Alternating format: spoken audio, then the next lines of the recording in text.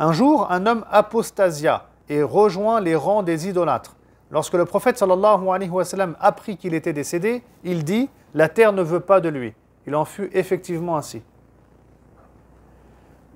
Alors ça, c'est aussi un miracle qui a lieu à l'époque du prophète sallallahu alayhi wa sallam, un miracle entre guillemets, encore une fois. Et on a une version similaire qui est rapportée par l'imam al-Bukhari et Muslim. Et l'imam al-Bukhari nous raconte que cet homme, c'était un chrétien. Un chrétien qui était devenu, écoutez bien, musulman. Donc il avait embrassé l'islam. Et al-Bukhari raconte que cet homme-là, il est même devenu un scribe du prophète sallallahu alayhi wa sallam. Donc il écrivait pour le messager de Dieu, le Coran, il écrivait d'autres choses parce qu'il savait lire et écrire, ce chrétien. Hein? Mais ensuite, il a décidé de quitter l'islam, de revenir au christianisme. Et là, après, il est libre, hein? Mais le problème, il n'est pas situé ici. Hein? Le problème, il va être situé dans le fait qu'il va commencer à dire aux gens que Mohammed, ce n'est pas un prophète. Il ne sait rien du tout et il n'a jamais rien su. Le Coran et tout ce qu'il écrivait, c'est moi qui lui dictais. Et donc, il commence à propager du faux et du mensonge autour de lui.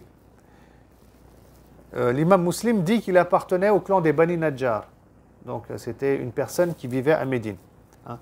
Et bien, cette personne-là, quand elle va mourir, la terre, elle va rejeter son corps.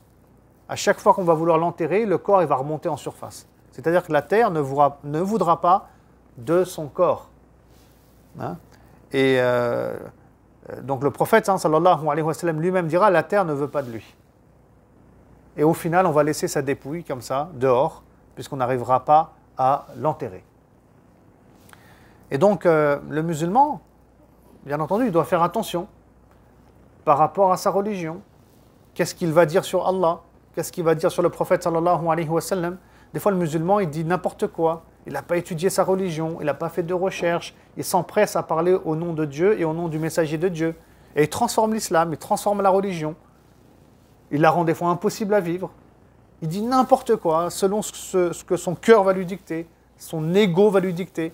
Et donc, attention, parce que celui ou celle qui s'amuse avec son ignorance à transformer l'islam et à dire n'importe quoi sur Dieu et son messager, bon, bah, il prend une voie comme celle de ce chrétien, qui lui était extrême, bien entendu. Mais mentir sur Dieu et son messager, c'est se risquer d'être rejeté par la terre, d'être maudit par Allah, d'être maudit par les anges, c'est se risquer à des choses comme ça. Et je rappelle que le prophète sallallahu alayhi wa sallam a dit, celui qui ment sciemment à mon encontre, qu'il prépare sa place en enfer. Donc, Inch'Allah ta'ala, il faut vraiment être attentif par rapport à ça.